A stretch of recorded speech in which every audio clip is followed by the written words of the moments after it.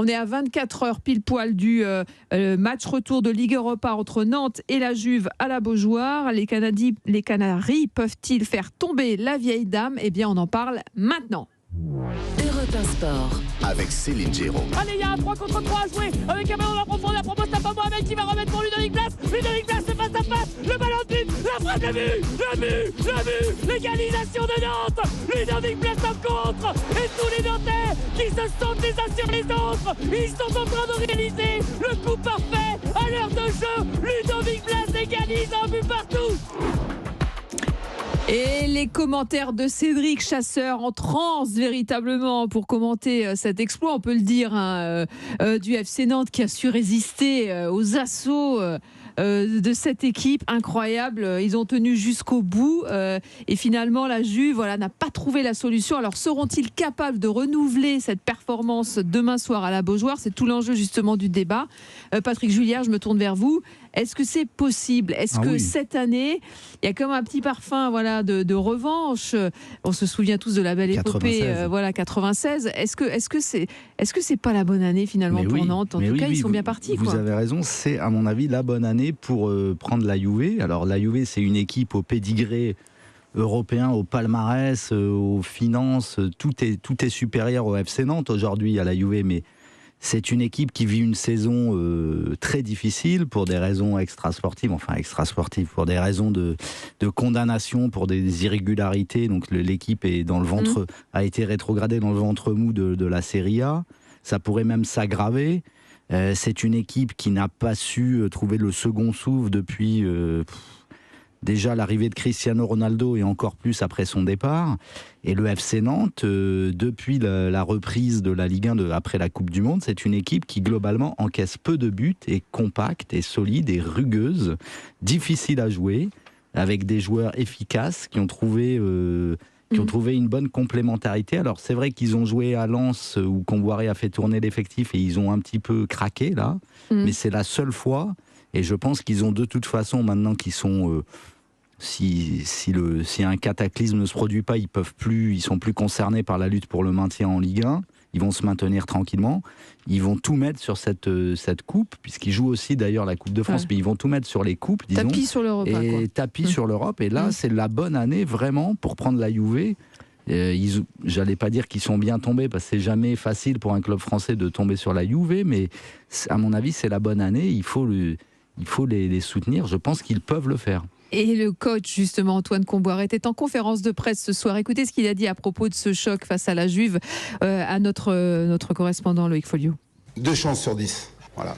Ouais, quand on connaît l'équipe de la Juventus, leur entraîneur, Allegri qui est un grand entraîneur aussi, donc je pense que, comme il a dit sur le match aller, le chemin le plus court pour aller donc vers la Ligue des Champions, c'est de gagner la Ligue Europa, donc je m'attends demain à une partie très difficile. Oui, c'est vrai que c'est un grand match, mais c'est surtout un grand match, et un match très important pour la Juve, pas pour nous.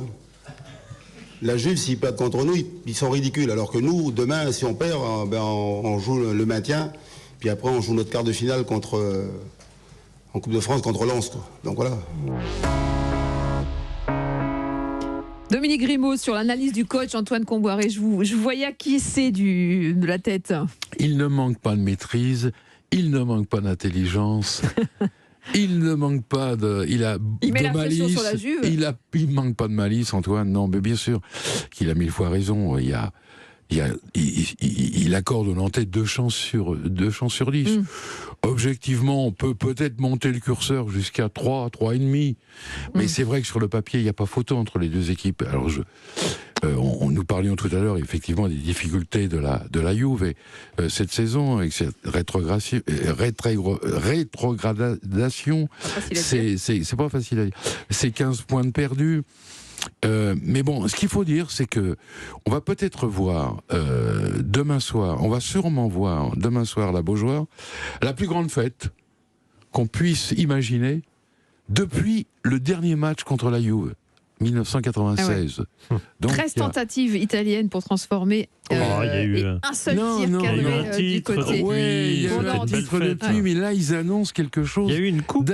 Il y a une grève de transport en plus, vous avez vu à la Beaujoire demain, mais ils vont s'arranger quand même. Mais ça va s'arranger. Ça va s'arranger. Ouais. Il y aura des bus à disposition pour la. Ça va être une fête incroyable. Valdemar Kita, le président, a eu la riche initiative d'inviter tous les grands anciens du FC Nantes, dont Giroud, dont Didier Deschamps. Didier Deschamps aussi qui sera là. Ouais. Coco Suodo, peut-être le plus grand entraîneur de l'histoire du FC Nantes, sera présent. Ceux de 96, Wedek, Endoram, je trouve que c'est une belle initiative. Tous ces joueurs seront présentés avant le match sur le terrain.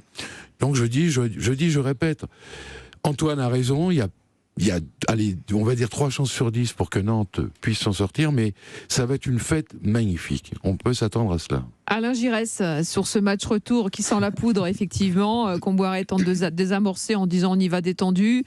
C'est jouable ? Il a raison de présenter les choses, effectivement, parce que ça représente les deux clubs, ce qu'ils sont.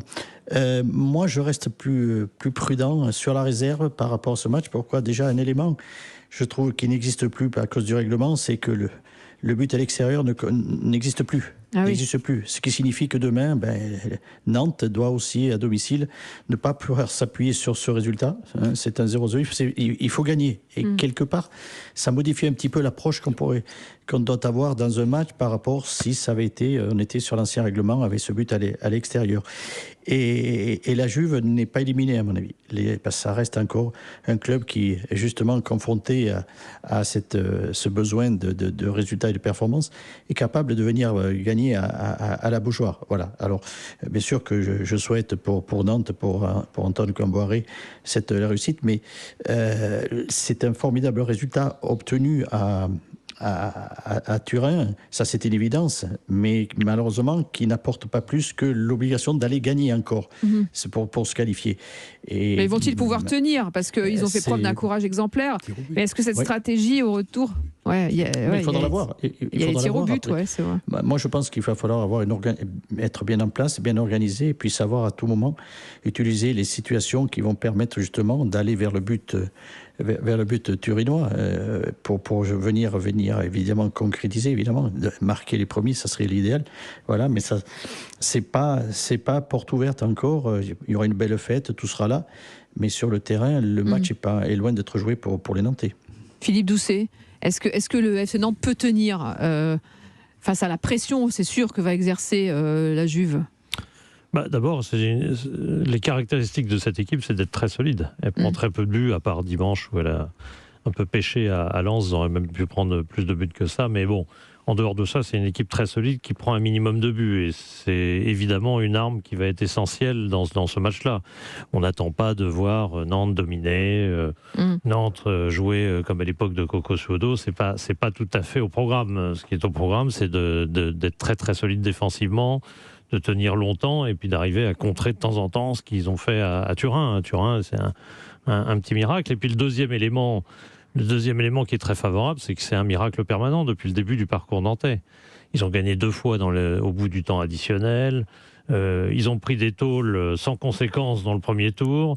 Ils ont été qualifiés au dernier match en gagnant, c'est vrai, mais surtout grâce au fait que l'autre équipe, celle de Karabakh, n'a pas su gagner un match contre une équipe qui était déjà qualifiée. Ça a été le miracle permanent pour arriver là. Et je dirais que le match aller n'a pas complètement contredit quand même cette version-là. C'était un petit miracle quand même de ramener un partout. Ça pourrait durer. Et en justement, Coupe de France, dans une autre histoire, c'est un peu aussi ça. Les petits miracles avec les tirs au but. Et je pense que cette réussite qu'ils n'ont pas eu souvent en championnat cette année, justement, je trouve que cette réussite, elle les encourage évidemment, elle donne énormément de courage, elle donne énormément d'envie. Et si les Nantais ont fait ce match aller, je pense que c'est aussi grâce à ça. C'est qu'ils sont portés, dans cette épreuve-là, ils sont portés par quelque chose de supérieur. Donc ils peuvent renverser une Juve un peu vieillissante. Est-ce qu'elle fait vraiment encore peur ? Enfin, moins qu'avant, forcément. Ils sont nettement meilleurs que Nantes. Il n'y a pas photo. On a vu le match aller, il n'y a pas photo une demi-seconde. Ils sont nettement meilleurs, mais en foot, c'est le seul sport où quand on est moins bon, on peut gagner. Nantes l'a déjà montré plein de fois dans cette compétition, et au match aller, en ne perdant pas en tout cas.